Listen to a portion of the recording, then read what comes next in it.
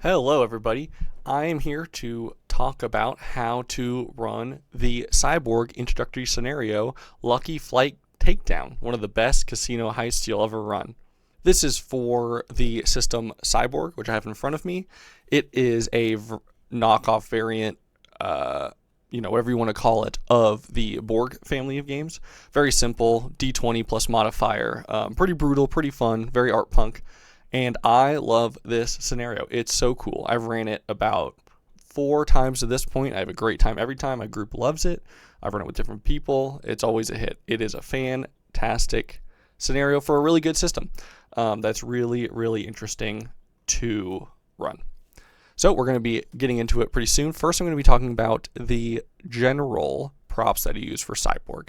So first up on the prop list is I have glitch cards for everybody.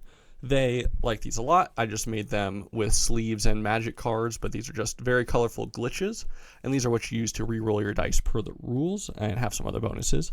But everyone really likes having the physical in-person cards, and it lets me easily hand them out and see who's got them left. We took that idea from Frontier Scum, where it's physical aces, and I like it better than just a number on the thing. It makes it really feel like you're cashing out like one of your glitches when you hand it in, and that's always really fun. Next up, we have weapon cards. And this is so that we can just hand out weapons easier. It's just easier for everyone to see what they have. I found these online, again, sleeved just with magic cards. And these just say exactly what all the weapons they have do, what dice you roll for them, what the damage is, what they kind of look like, gives a good vibe. And I find it cuts down a lot of questions as far as like, what dice do I roll, when you can just lay out the weapon in front of them. They can just see, oh, the assault rifle attacks with presence damage and has grenade launchers and D3, and the sword attacks with strength. It's really nice to have. Really, really nice to have. Next up, if your group has a hacker, I actually made, if you can see in the camera, this funky looking device.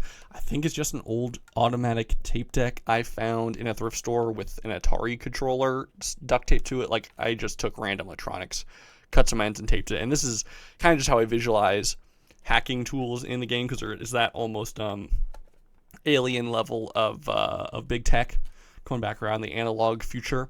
And I wrote down all the rules for hacking right on the front. Kind of hard to see in the video, but I like it, and it makes the hacker feel cool when they pull out this kind of like bulky machine. And that ties in well with all of their hacking tools, which are kind of like magic in this game.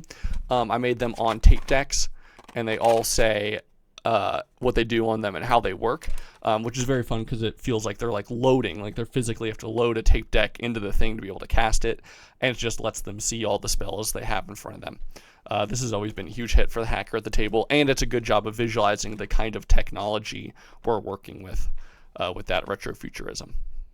So next I'm going to touch on 2 different cheat sheets I made. One is the basic cheat sheet, and this is what I took from the online website. And I also highlighted all the categories so they can see exactly how it's broken up. Like I said, this is the basic rules. I think it's pretty fantastic for playing just your first time if you have a group of newer people. Also in the back, I took a map that has some lore and just some different areas to just cool for them to look at if they're bored and or have some downtime. And then I have the advanced rulebook, or advanced cheat sheet, I should say. Someone else online made this. And this has all the additional rules for cover and stuff. It's single-sided, so it looks more intimidating than it is. But we actually usually do the first session with this basic one, and then anyone that wants to can take advantage of the advanced rules in the second session. It's just a good leeway one, too, because there are some really interesting rules about cover in here that I really like. I definitely think you should play with all the additional rules. It really fleshes it out a little bit, makes it feel less like Morkborg, which is exactly what I'm going for. But yeah, so those are the 2 cheat sheets I have.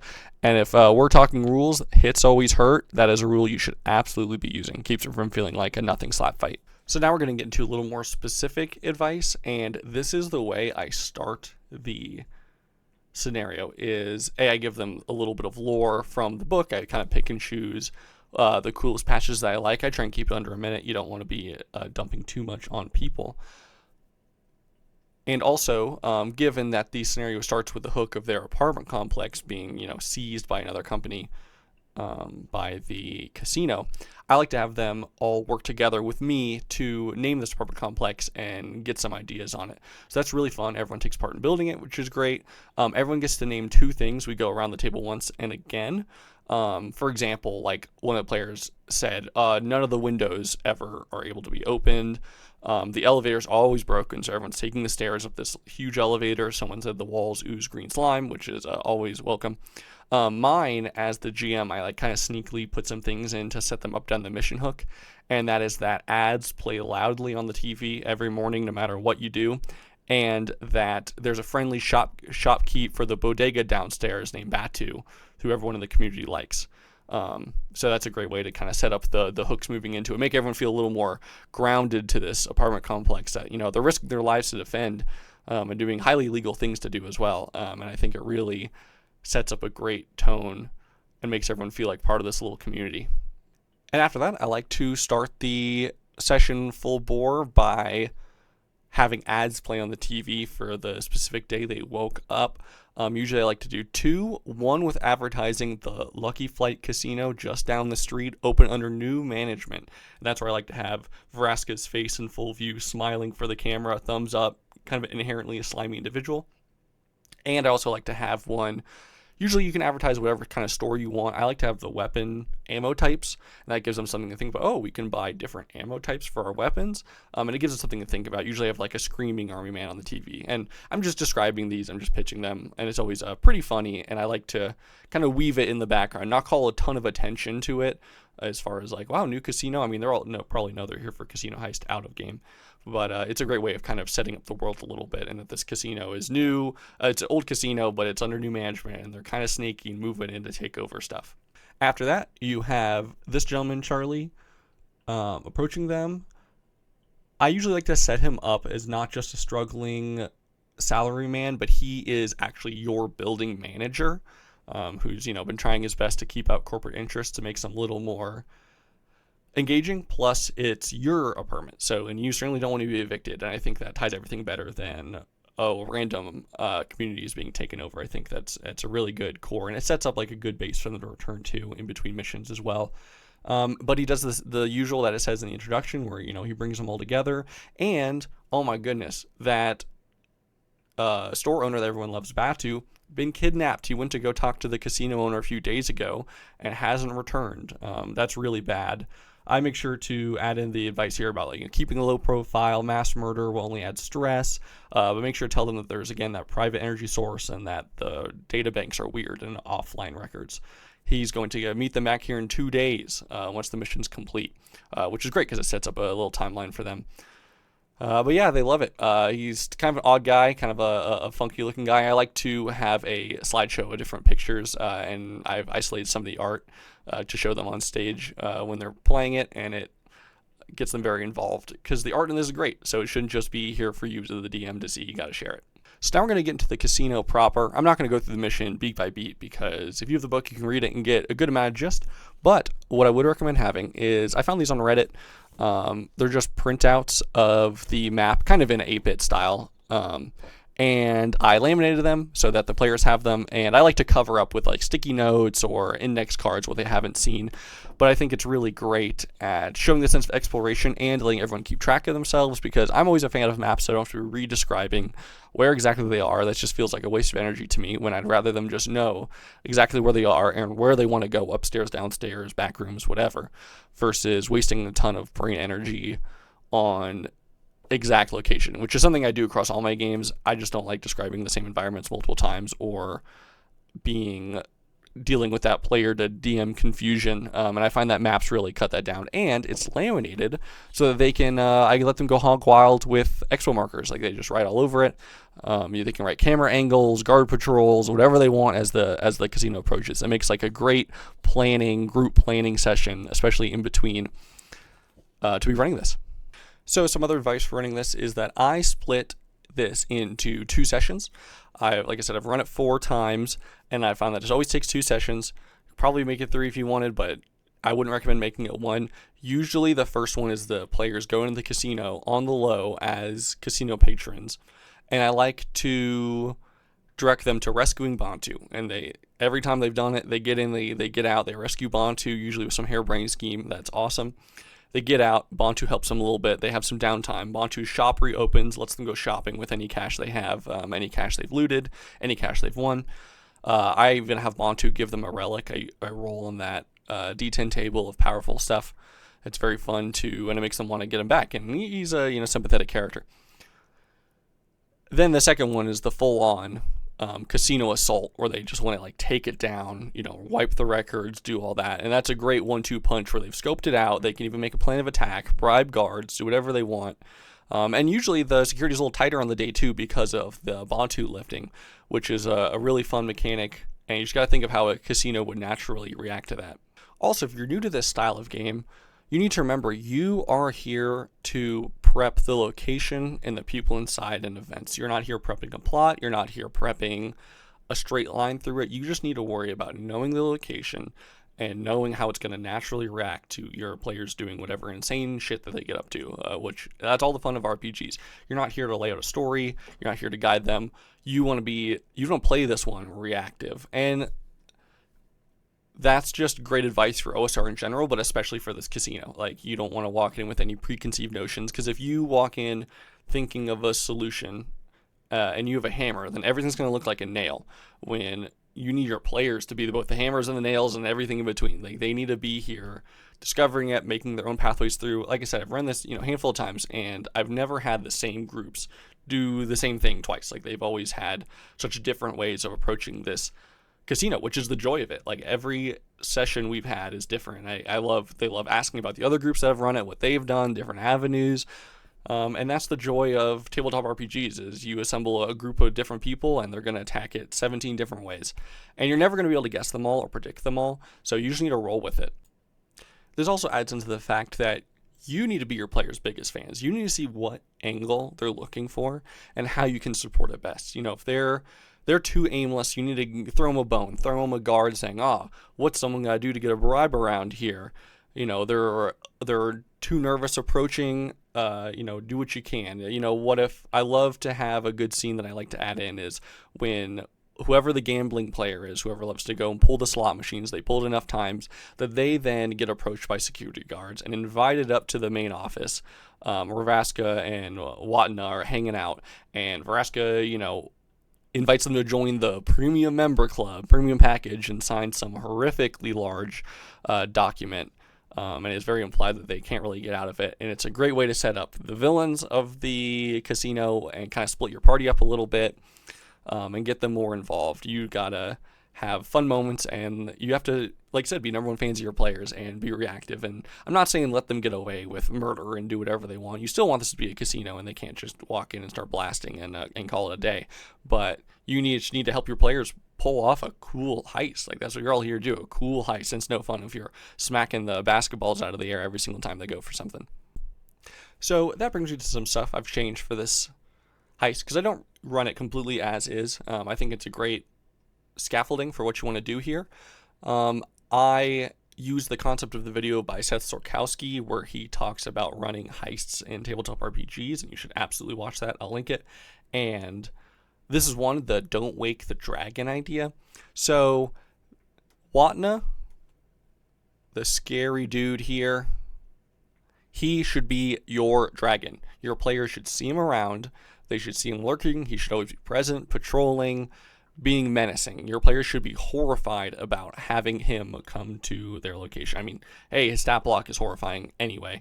Not that you're going to tell them that, but you need to irradiate trouble from this guy. He needs to be the person the guards all need to be afraid of him. The guards need to be gossiping about him.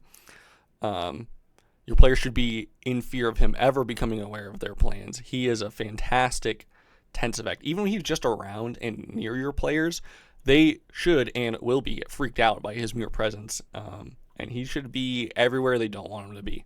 And it's very fun to, when your PC split up around the map, have them like calling out Watna's location and trying to, be on top of where this dragon is the entire time. Incredible stuff.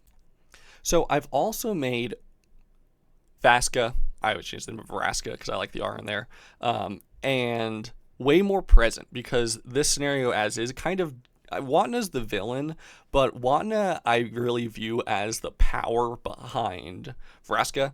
And Vraska, new management, new boss, here to lay down the law. I remove the rarely at the casino. I usually give them like pretty good set hours that they're in and out. They're there all the time, usually probably abusing amphetamines or whatever, future amphetamines too, and they're there constantly. And yeah, I even have them out and about with the patrons. If they're out on the floor, they are backed by Watna. Watna is the bodyguard, 100%. But, schmoozing, like I said, inviting your players up to the office to join the premium benefits club. I like to have this, like, central face of villainy in the module, which I think it's missing as written. I get what they're doing here, but I really think it needs a great villain, which is why I even have them on the beginning to foreshadow this person that is trying to take over and expand and has their sights set on the high reaches of being a casino owner everywhere.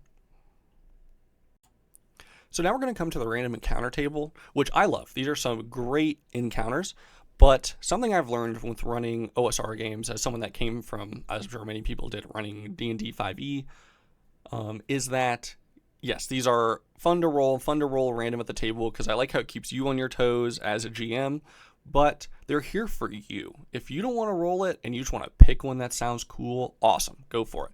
That's how I view these, and you should really just ping these to add tension. They're cool encounters for you to spice up whenever you want. I would even, prior to playing, like pick 2 or 3 and insert them exactly when it's the worst opportune time for your players. Yeah, it might not be completely random, but I've learned the hard way that these are just tools for you to add tension and to keep it interesting for your players. It's no fun if it doesn't make sense. Don't even worry about it. Don't worry about rolling it. Like I said, just pick one that you're like, oh, this is a fantastic time to have this hacker come up and try and do his little 50-50 BS thing. The awkward teenager is trying to insert this right when the players are trying to be stealthy in the worst time. This should be done as tension-setting complications, which is how I love using them. And like I said, they're fantastic encounters, so definitely don't be afraid to just stick them in when they're going to be fantastic to watch your players react to. This casino is pretty big. I mean, it's 3 floors of a lot of stuff going on. Do not be afraid to split the team. In fact, encourage it. I would even say it's almost mandatory. It's like any good heist movie has the team in separate locations doing separate things that all kind of interact with each other and flow, especially on the second day. It's a great way to keep tension up.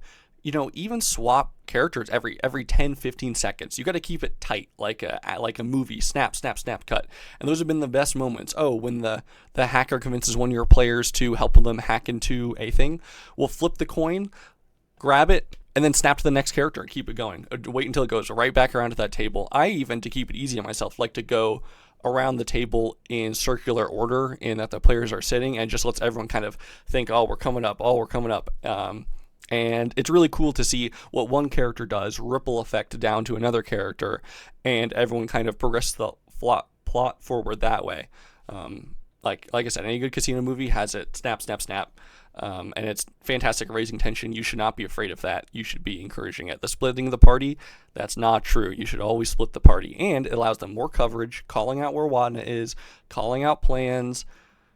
I kind of let them have text communication or however they want to talk to each other for the most part. But it's awesome, especially when they reveal, oh, wait, they've been on camera the whole time and there's AI tracking them. And it's just awesome. Fantastic moments. Allows you to isolate them, have guards approach them at sketchy times, get pulled into the office. Juana's questioning one of them. It just really sets it up. So another thing is don't be afraid of pre-gens. So I know everyone loves rolling their character in the beginning, but honestly, it's always a little bit more work than you expect it is. And, you kind of get tired. You can kind of burn yourself out explaining these characters and having everyone roll and reading off all the tables and doing everything. Do not be afraid to just go online and pre-generate a fat stack of characters.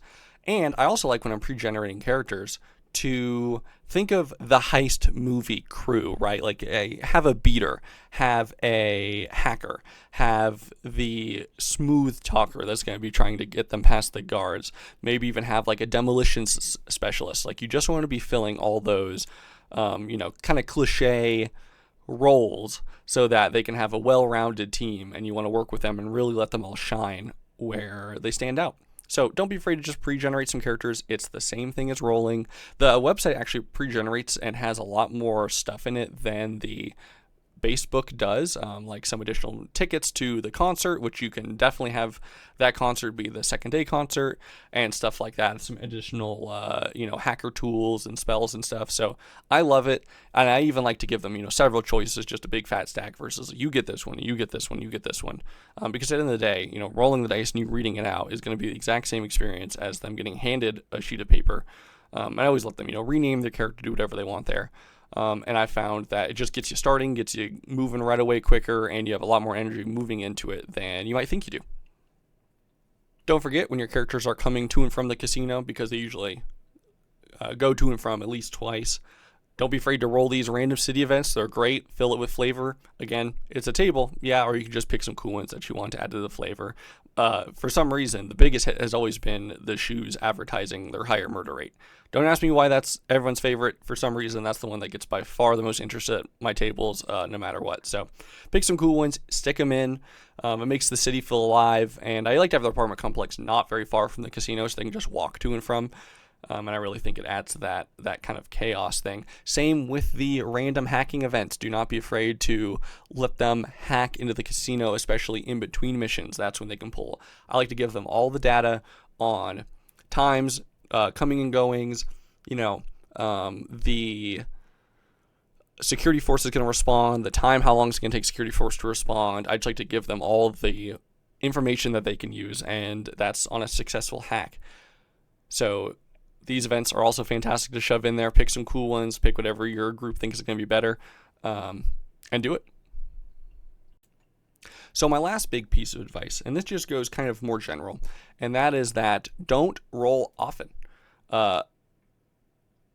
Most of my part one of this heist is done entirely without any single roll on the player side. If the players can reasonably do it, especially if their character has some skill set that lets them do it, just do it. The system is naturally skewed against players, which, it's what it is. I'm not complaining about that, but you got to think, if the average roll is a 12 and the average stat block is a 1, well, they're still less than 50% likely to pass that. If you think they're going to do it, if they describe themselves well enough doing it, that's why I love to encourage them to really go into description. If they describe how they're hiding from the guards well enough, it's going to happen. It's better to let the guards walk in and make them sweat and really make them try and get away than just say, guards walk in, you roll, you fail, they see you. You really need to be setting the tension and letting the players kind of describe a lot of that stuff. And I find that if you make it clear that the better they describe and the more they go into it and the less they reach for the dice, the better sessions you have. I'm not saying don't roll ever, but it's definitely more fun if you just let some stuff happen. And that also ties into the concept of failing forward. That a lot of this I read in the Mothership GM guide, but it's something I've been doing for a while without really putting a name on it. But let's say they're hacking, and let's say they fail a hack roll. Well, versus just saying, you don't get a hack, you don't get any information, sorry. Well, the hack is successful. They still get information. But guess who triggered a silent alarm deep in the background? And guess who's now aware of who's hacking into them and who's going to be on the do not enter list? Them. You can always insert consequences later. They don't always have to be this immediate yes-no response. You can have great long-term consequences, and I find that even makes the players sweat way more when they roll and it fails, and you still give them all the information and everything they want.